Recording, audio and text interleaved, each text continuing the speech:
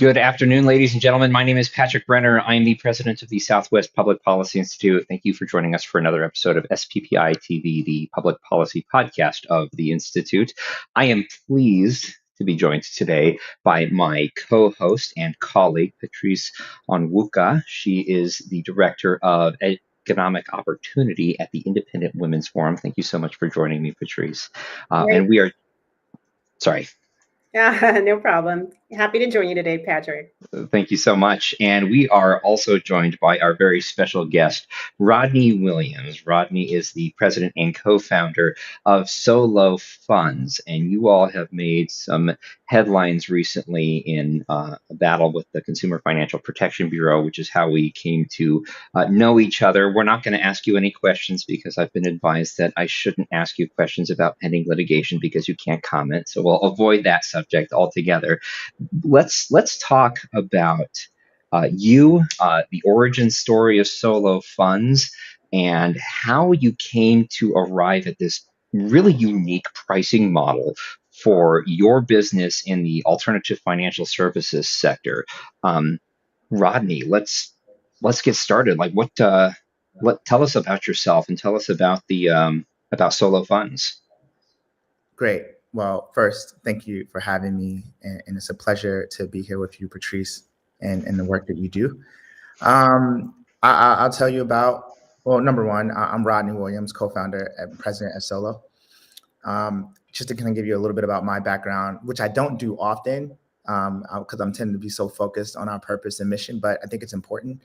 Prior to SoLo, I co-founded a company called Listener as a Black African-American founder. I was one of the first to raise significant venture capital for that venture. It was ultimately funded by Intel Capital and Visa. We were a CNBC disruptor as early as, I think, 2015.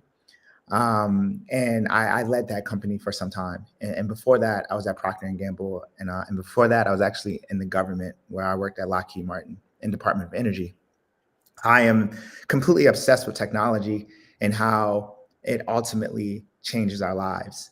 I think as I was leading my first company, which was Listener, my financial position continued to propel, and many of the individuals around me did not. And I started to really dive into the architecture of our financial service system and wanted to figure out how to make an impact for the people that I love and care about. You know, I think I simultaneously shared this vision with one of my best friends, which is my co-founder and CEO of SoLo, who was Travis Holloway. He was at Northwestern Mutual as a financial advisor.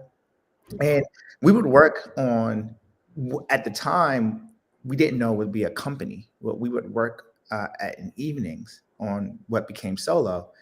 And we wanted to figure out how to introduce a new model to the financial service system that offered something that we did not see. For us, the way we articulated what we did not see, we wanted the borrowers to be empowered. So you look at traditional lending models, it's all about the lender's decision. It's all about what the lender wants the borrower to pay. And it's all about what you owe the lender. We wanted the power to be reinstated to the borrower, where the borrower selected their own terms. They were choosing how much they need, when they're going to pay it back. We felt like this user base deserved it. And we honestly, if you know anything about someone who lives off of $20 a week, they're the best budgeters in the world. But, you know, our financial research would tell you that they would be financially illiterate. So we wanted to think about them differently. I think the second thing that we wanted to do is that what we also know is that these are working individuals, and we felt like at some point in time they would have footing financially, but there weren't any financial products designed to help grow the capital that they did have. And it starts with the first $100 of savings to the first $1,000 of savings. It needed to grow. And what happens is that capital sits in bank accounts across the country and ultimately are not growing. So we felt like the community aspect, we needed the same group of people to turn into lenders of the same group of people and ultimately make a return. So that was point number two. And I think third was community.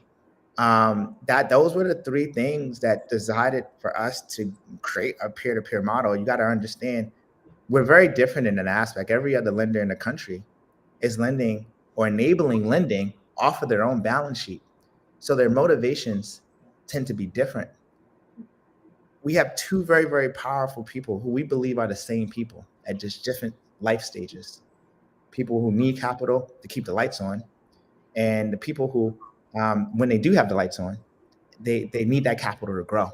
And the goal was to connect them on a platform, and that's essentially what we've done with SoLo. You know, Rodney, this is so interesting.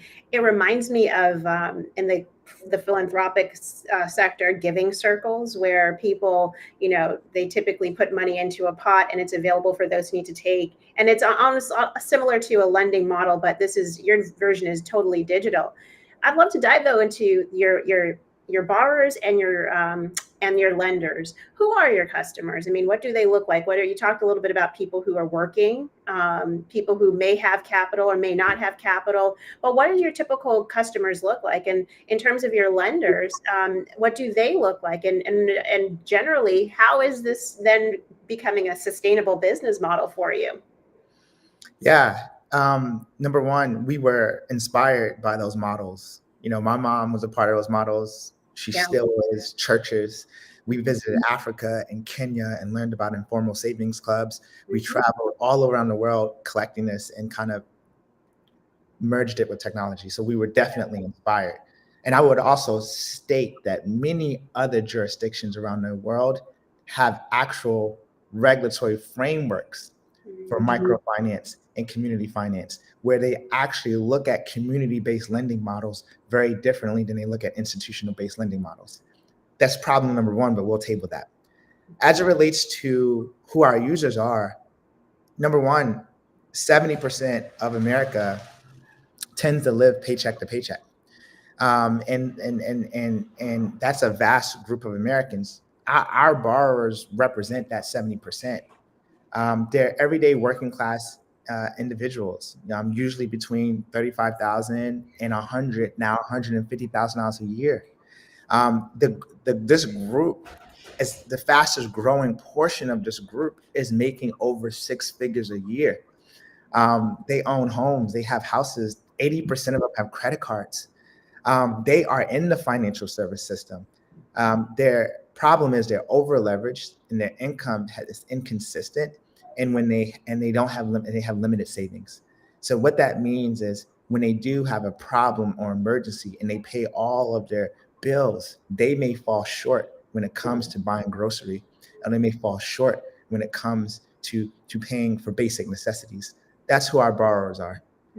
It is an unmet need across the financial service system that when you do, despite you being educated and working, when you go into a crunch, you're expected to almost sell something or go to a family member when you should be able to go to your bank for $100.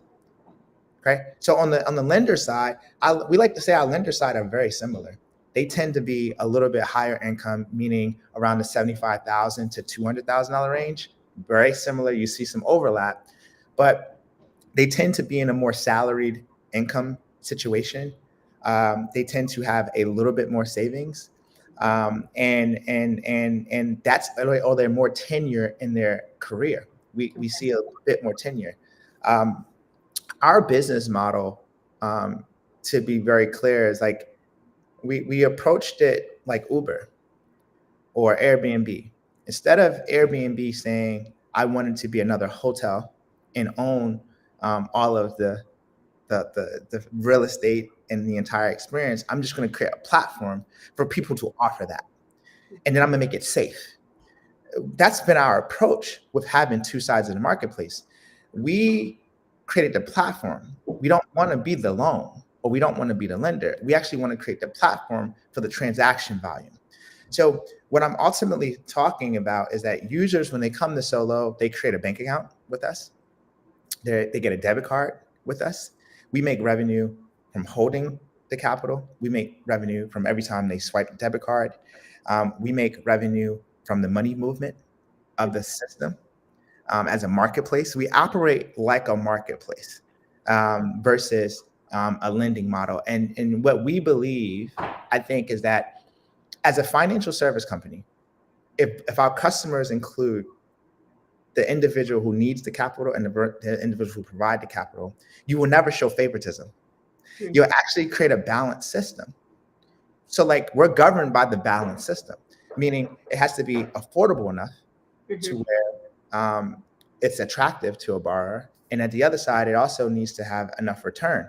And more importantly, they're very similar. 30% of our borrowers actually have also lent. That's something that many people don't talk about, but it's something that we're proud of. Rodney, I'm so glad that you know your borrowers and you know the lenders that are using your platform so well.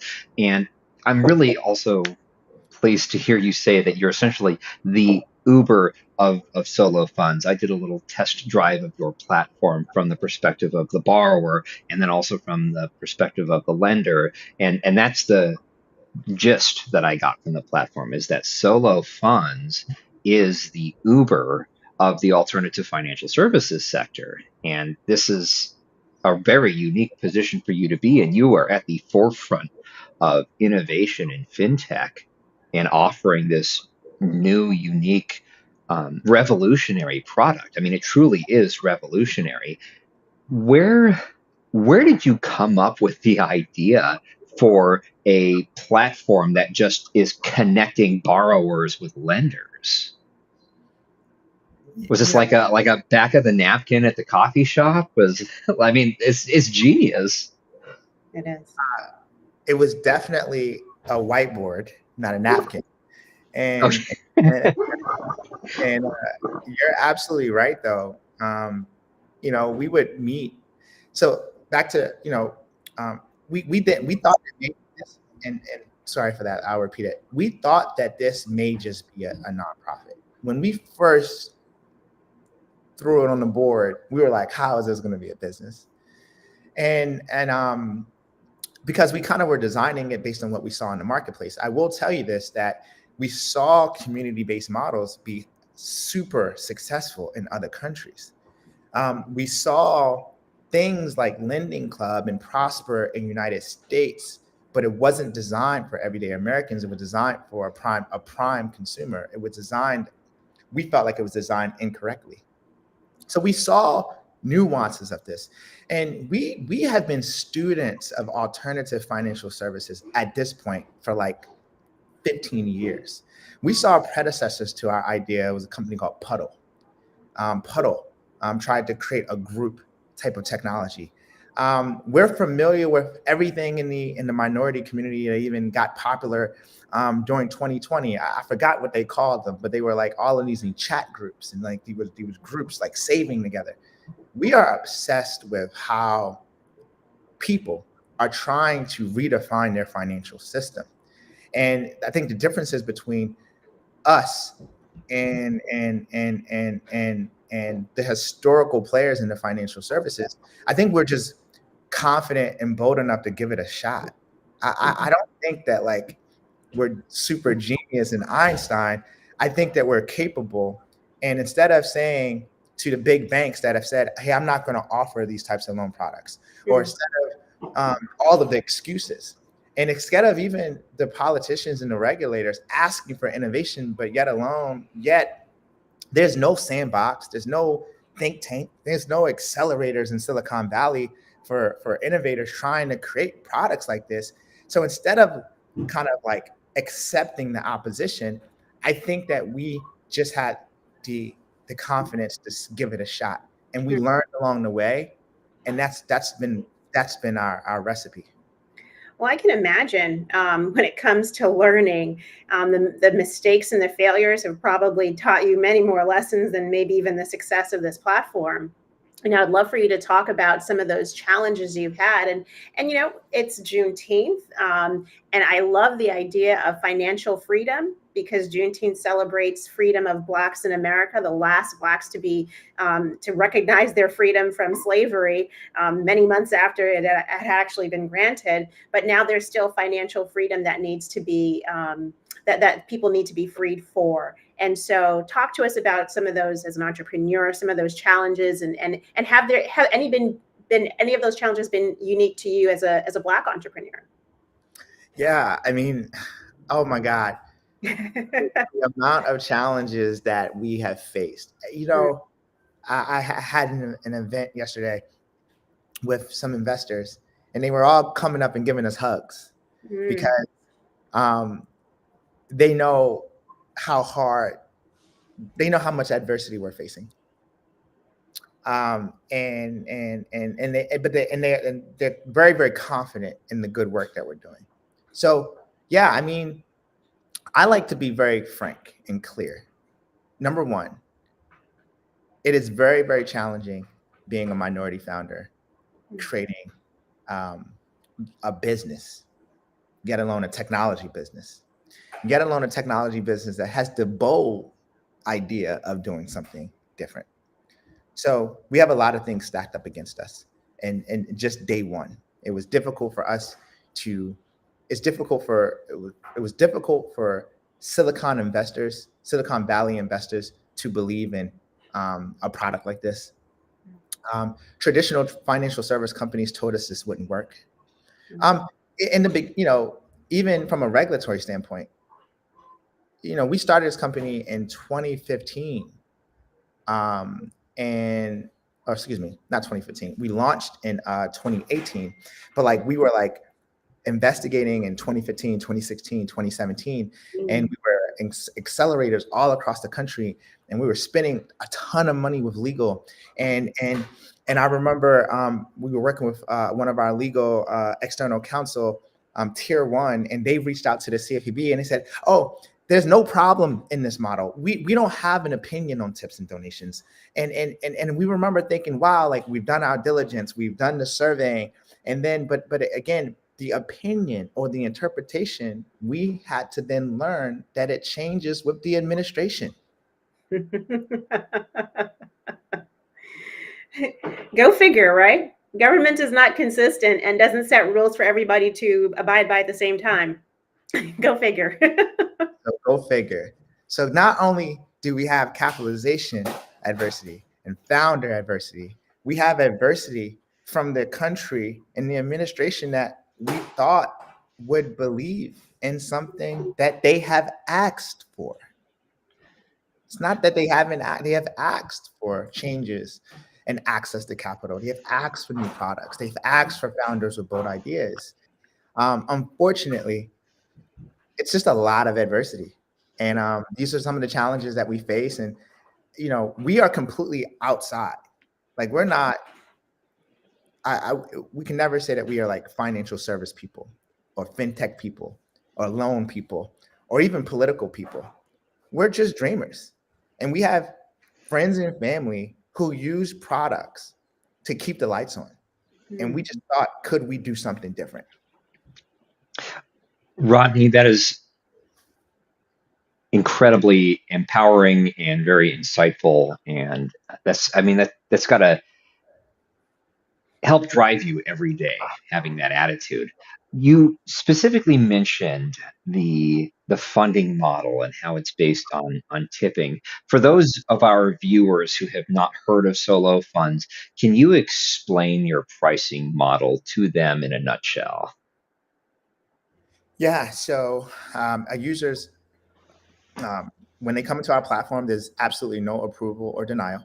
Every user can make a request, meaning they select how much they need and when they're going to pay it back, and they actually put the reason why they need it. They connect their external bank account, and we do some security verifications to ensure they are who they are. And then they post their request. Now, when they post their request, they put how much they would like to donate to the platform. So we get a donation because donations go to what we, based on societal norms. I think donations goes to in the institutions, and then tips go to people for doing a service of some sort.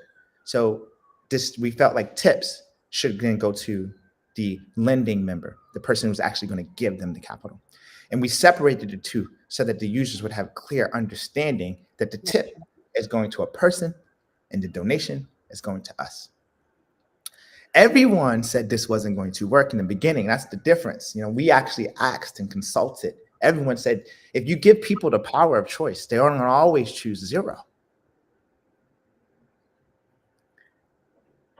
I mean, I go back and then I go to my aunt. My aunt will stand here right now and tell you she never wants a handout.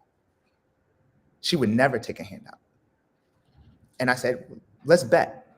I believe that people, if they need $100 to keep the lights on, and Tommy from Idaho gives them $100, that they're more likely to give Tommy a tip for keeping his lights on or keeping that person's lights on versus the tip that they may have given the night before or the week before at dinner. That was my bet. That was our bet. And that's why we designed it that way. I truly believe that people, given the control, have the autonomy, the decision, and the influence to decide who they think should get a fee and how they should get a fee. And that's basically how we built it, the platform. I will tell you something that statistically is not talked about publicly, but I want to make sure that you guys are clear about it. Statistically, only 80% of our users donate to SoLo. There's over 300,000 loans where we're not making any money from. And here's the statistics on the tip. It goes from 80% that tip to 98% that tip. So what I do know is there's some clear decisioning going on of understanding, but 98% is not 100%. You can't say that the platform does anything mandatory because 2% is 30,000 loans. Don't include a tip. 30,000 people in America today have gotten a loan and keep their lights on and have paid no tip. Now, just to clarify, when you say that the borrowers make the terms of their loan, does that include interest, or is the tip the interest? There's absolutely no APR or interest as it's defined legally. Okay. The only fees that we have is the tip. Okay. And if you're late, there's a late fee. Okay. It doesn't compound. It doesn't accrue. Okay.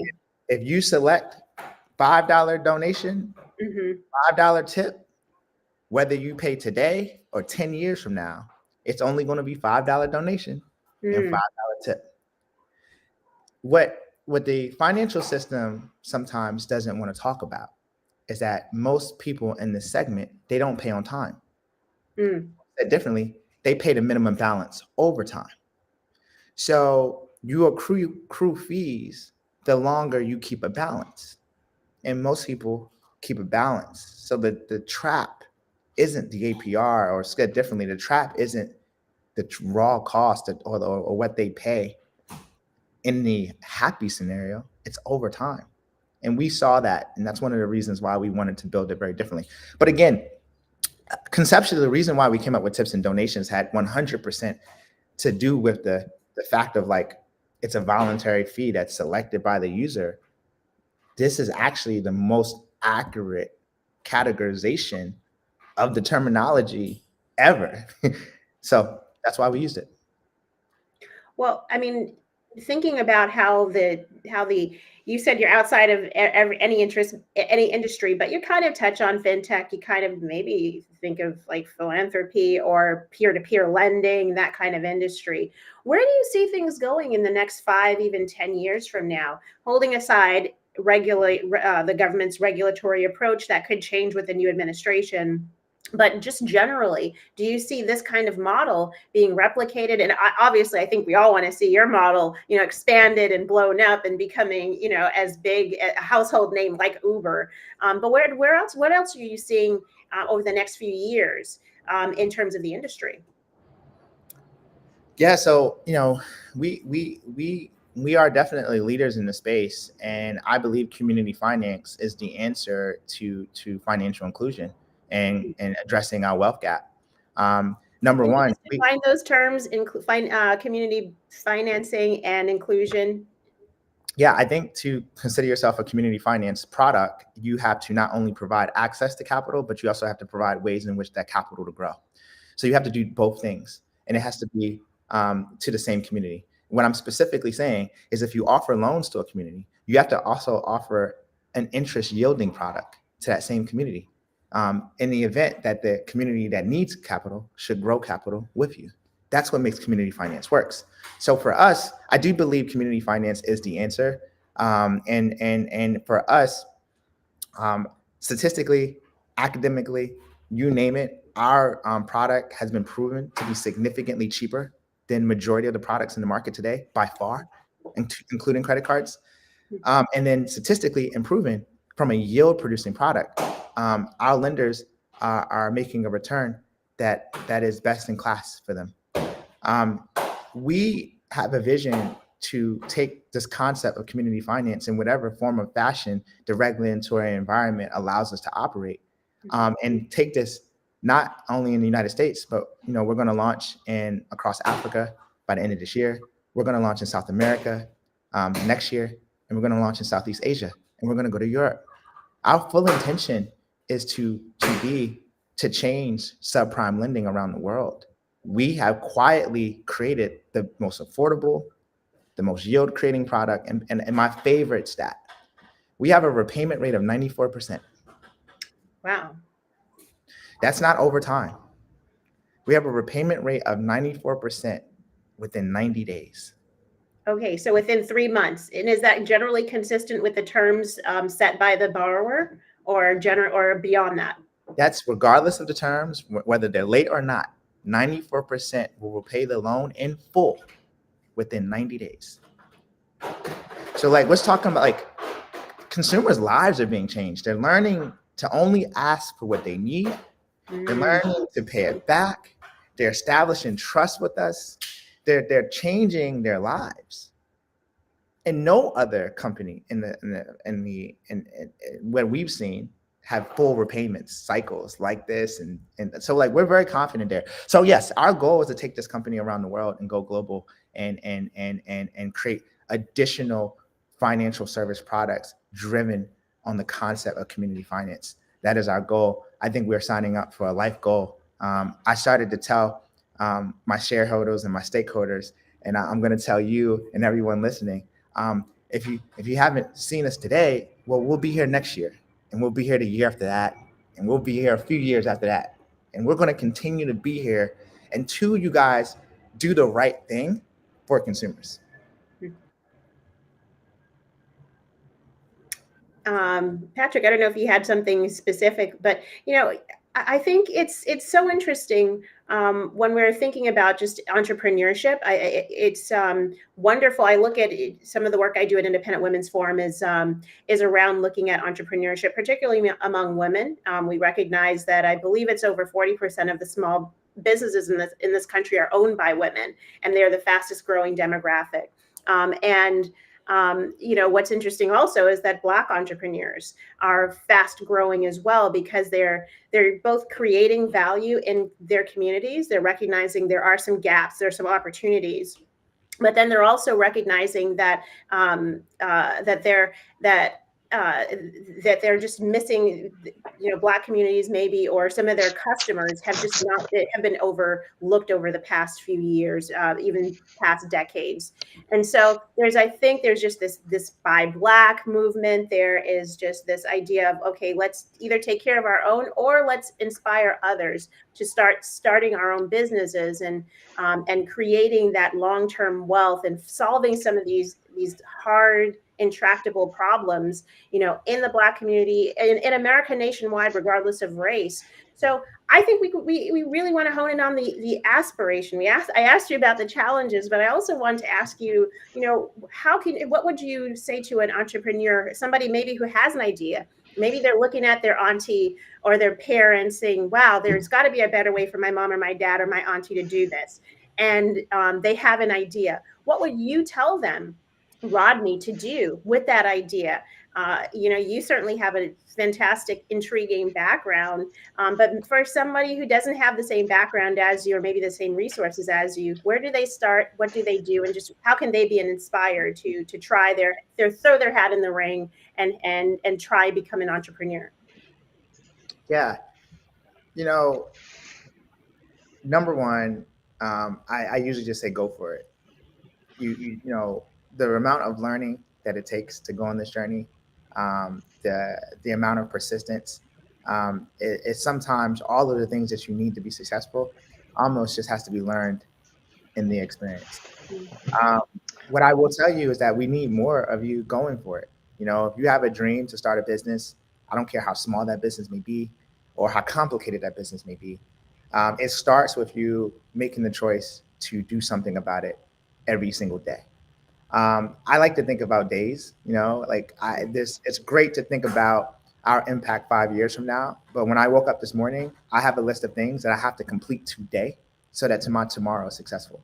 And I think that's what I like to share with founders and entrepreneurs. Pick the things that you need to complete each and every day and be relentless at it. And one day you'll look up and a lot of it will be complete. Those are some of the things that I would definitely complete. I would tell you too, the pursuit, number one, I love what you and your organization do. We partnered with, we're very connected with Essence. And if you know anything about minority women in particular are some of the largest users of subprime credit cards. That's why I keep talking about the subprime products are disproportionately used by minority women, despite the fact that it's not that but these minority women are small business owners, they're sole proprietors, they're innovators, they're aspirational. They're not who the research would lead you to believe. They're people with single parent households aspiring to be business owners. That means inconsistent income, and they need products like this. Rodney, you've got a tough job. You've got a tough job, and you're in the national spotlight now, certainly more so than you were before, and that's a result of some overzealous regulatory entities like the Consumer Financial Protection Bureau. You know that you have allies now in the free market think tank movement from your colleagues, Patrice and I. What can we do specifically, and what can organizations like ours do to help drive organizations like yours towards success? And what can we do to help alleviate regulatory pressures from entities like the CFPB? Yeah, without the proper innovation roadmap, I like to think that we're gonna welcome one. And here's what I would offer to you both and offer to anyone listening. Our data is yours, meaning we would love for you to look at how our users are making repayments, how our users are selecting costs, how they're being voluntary, how much money it's saving them over time, how it's improving their credit. I want the research. I want the data. I'm a Procter & Gamble person. I care about, does the product work? Does it do what it's supposed to do? And how does it do it in comparison to the other products in the market? And I would love and welcome that conversation. And that's what's most important to me. To me, what's most important is people keeping their lights on cheaper today than they did without us. And if that is true, then let's figure out how to advocate for the work. And I think the work means a lot of things. It means, sharing information, correcting misunderstandings, not over assuming or, that we may know everything. Sometimes the data would say something different. So, but I want to approach it differently. I want to be collaborative. And this is my message to even regulators. We want to be collaborative. Very different than an institution who thinks of a product.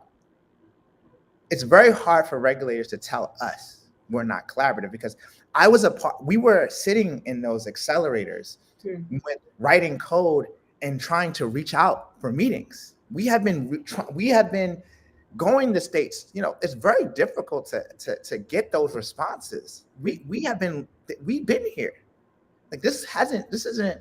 I know the national spotlight has come about in 2024, but we launched in 2018. We started building this thing in 2015. We know every single accelerator and think tank across the country and when we were nothing. Well, not every think tank, just definitely accelerator though, right? We know we've been trying, and the same message then is the same message now. We're open door. We have some ideas, we have some data, and we would love to share and collaborate.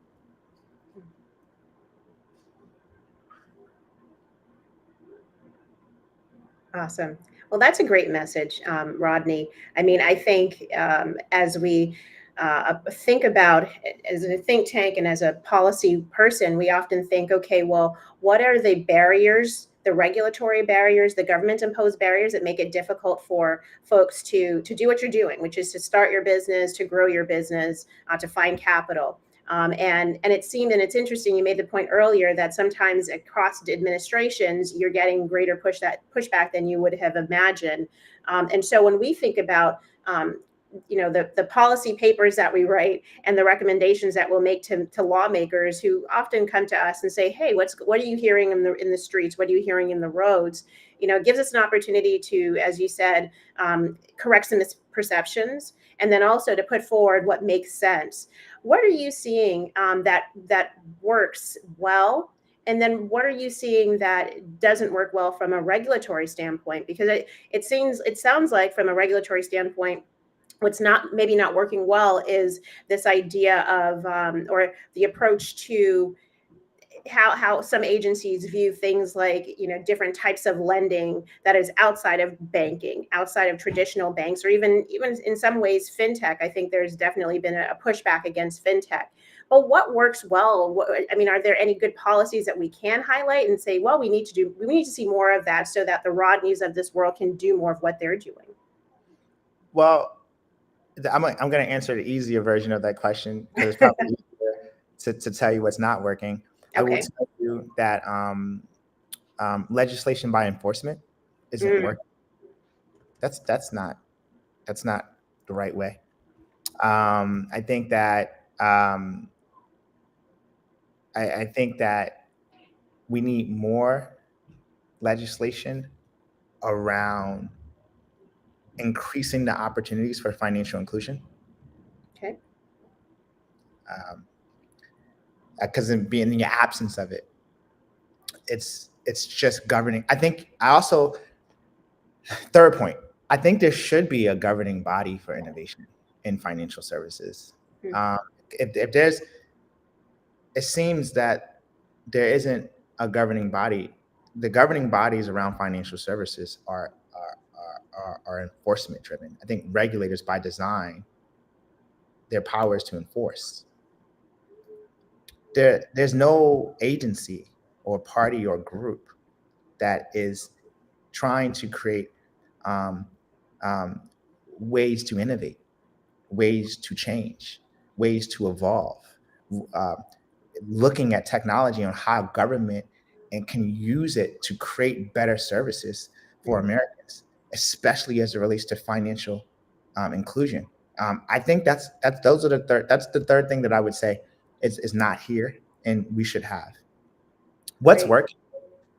Yeah. There's a couple stats, right? The wealth gap is bigger today than it's ever been.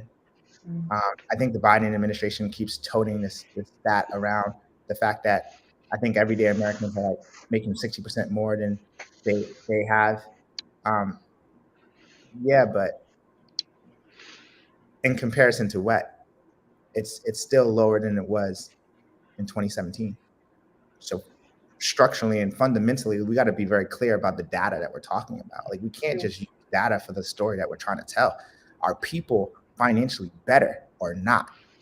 And what I would want to work, and I would want the economic agenda of all administrations to have a technology purpose. Fundamentally, you cannot be against fintech because that is innovation. Mm. A stance against fintech is a stance against any opportunity to change what has been put in place. And what I'm ultimately saying is that if you look at the traditional financial service companies, they don't even have a pathway to innovation. Hmm. Pathways to innovation should be fair, meaning it should allow innovation within large resources and small resources. And I think somewhere along the middle is when you actually make a change. But you cannot expect traditional products to do things that traditional products aren't designed to do. Well, I love that point. And as we round out the conversation, I'm going to throw it back to Patrick. But, Rodney, thank you so much, because I think there's a really strong nugget of truth there, which is that the goal is for everyone to be treated fairly. This idea of, whether it's innovation, whether it's entrepreneurship, whatever the case may be, it's important that everyone has equal access and equal opportunity. And where the outcomes land, that's going to be determined by lots of other things. And maybe that's where the proper role of government is, to make sure that no one is being mistreated unfairly, but that everyone is being treated fairly, and I would just add in there, not overregulated or regulated unnecessarily, that it stifles things like innovation. So thank you, Rodney. I'm going to toss it back to Patrick. Patrice, thank you so much for joining me as my co-host today. I really appreciate you stepping in. Your insights are always invaluable. Rodney, it was a pleasure, an absolute pleasure having you on a podcast today. I want to thank all of our listeners for tuning in to yet another episode of SPPI-TV. Rodney, I'm gonna ask you one last question. As we wrap up the conversation today, it has nothing to do with fintech. It has nothing to do with the CFPB. It has nothing to do with finance. What do you do when you're not working? I am cooking. I love to cook. Yes. I'm Caribbean, and I'm gonna cook later. And listen. That's what I'm doing. I don't want to name the list of things that I could cook, but we don't have that much time. Yes. Rodney, it was a pleasure. We'll keep an eye out on the CFPB stuff. We'll keep an eye out on more updates from SoLo funds. If there's anything that we can do in the meantime, I'm sure you won't hesitate to reach out to organizations like the Independent Women's Forum or the Southwest Public Policy Institute. Ladies and gentlemen, thank you again for tuning in today to another episode of SPPI TV. I'm your host, Patrick Brenner, and until next time, I'm signing off.